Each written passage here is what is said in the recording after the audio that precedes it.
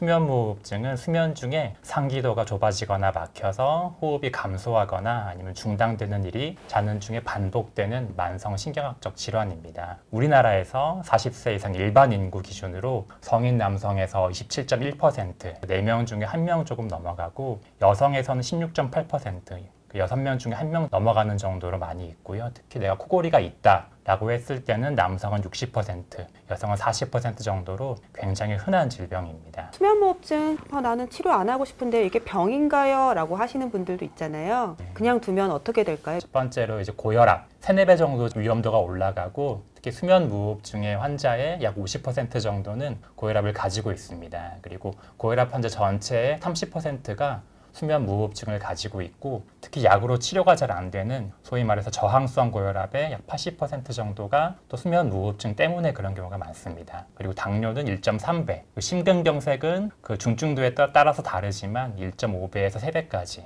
그리고 심부전은 1.6배, 부정맥 중에서 뇌졸중을 일으킬 수 있는 안 좋은 부정맥들이 있어요. 대표적으로 심실빈맥이나 심방세동 같은 게 있는데 심실빈맥은 3배, 심방세동은 5배 정도 위험도를 일으킨다고 알려져 있고 뇌로는 이제 뇌졸중과 치매 위험도를 올립니다. 그래서 뇌졸중 위험도는 심한 수면무호흡증의 경우에는 3배 정도 올린다고 알려져 있고 치매는 약 1.5배 정도 올린다고 알려져 있어요. 자는 중에 계속 이제 무호흡증이 있으면은 스트레스 반응이 일어나고 염증 반응이 촉진되기 때문에 암의 발생률이나 사망률도 3배 정도까지 올린다는 연구 결과가 있습니다. 이러한 여러 가지 안 좋은 영향들이 있기 때문에 수면무호흡증을 꼭 진단받고 치료받는 게 중요하겠습니다. 수면무호흡증에서 왜 뇌졸중이 생기냐? 3가지 이유가 있습니다. 첫 번째는 잦은 각성, 계속 깨는 게 문제이고, 두 번째는 저산소증, 또 세 번째는 흉곽 내에서 압력이 계속 출렁출렁거리는 것 때문입니다. 자꾸 깨고 저산소증이 있는 거는 원래는 수면 중에 부교감 신경계가 활성화가 돼서 맥박이나 혈압이 안정되고 환자도 이제 릴렉스한 상태가 유지가 돼야 되는데 이러한 자극들이 교감 신경계를 이제 활성화를 시키고 부교감 신경계를 억제시키고 스트레스 반응을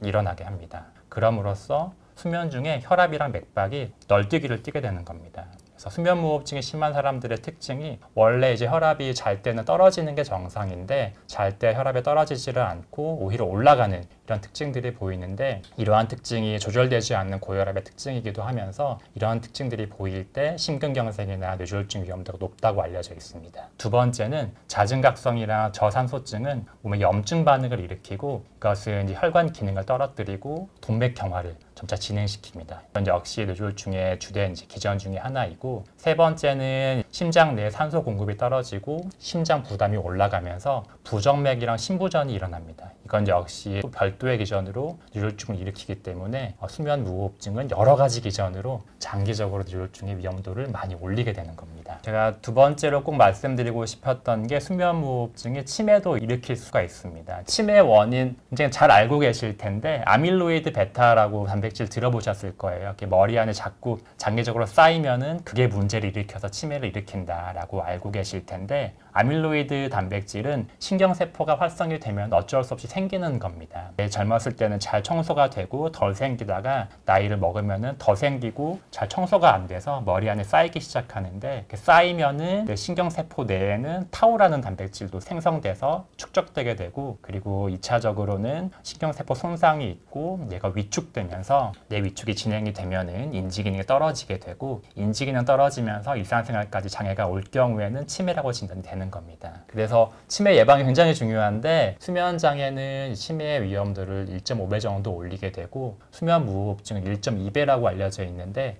이거는 좀 경미한 수면무호흡증까지 다 합쳐서 말씀을 드리는 거고 일반적으로는 1.5배에서 2배까지 올린다 라는 보고들도 좀 있습니다. 그래서 제가 이번에 말씀드릴 거는 수면무호흡증이 어떻게 치매를 발생시키는지 조금 더 말씀을 드리겠습니다.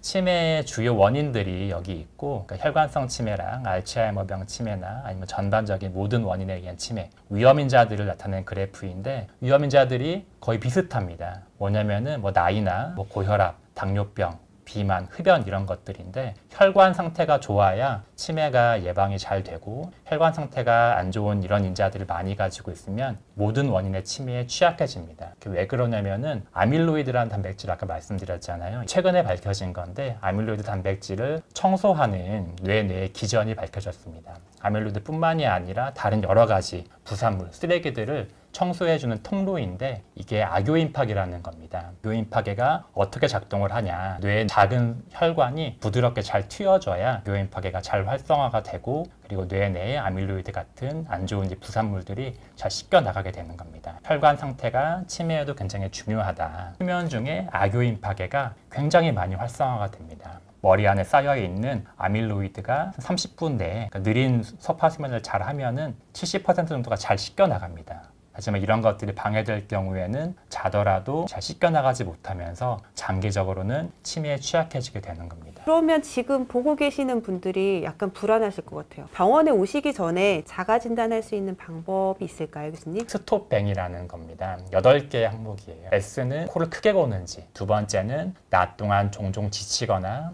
피곤하거나 졸림을 느끼는지, 세 번째는 내가 이제 숨을 헐떡거리거나 자던 중에 숨을 멈추는 모습이 목격된 적이 있는지, 네 번째는 고혈압이 있는지, 그리고 뱅은 첫 번째는 체질량 지수가 35 이상인지, 그리고 나이가 50세보다 많은지, 그리고 목둘레가 두꺼운지, 네 번째는 성별이 남성인지, 8가지를 가지고 판단을 하면 됩니다. 5개 이상일 경우에는 내가 이제 수면 무호흡증이 심한 확률이 꽤 됩니다. 0.45 정도 되기 때문에 한번 정식으로 검사를 받아보시는 것을 꼭 추천을 드립니다. 여기에서 5개 이상 해당이 안 되더라도 첫 4개 질문, 스톱 중에서도 2개 이상이라고 답을 하고 그러면서 남성이거나 목둘레가 두껍거나 아니면은 체질량 지수가 35 이상일 경우에는 똑같이 고위험군이기 때문에 잘 보시고 인터넷에서도 쉽게 찾을 수 있기 때문에 개선을 해보셔서 이런 위험도가 있다고 판단이 되면은 가까운 수면 클리닉에 한번 와보시는 것을 추천을 드립니다. 오늘 대한수면연구학회에서 준비한 내용은 여기까지입니다. 경청해 주셔서 감사합니다. 좋은 밤 보내세요. 감사합니다.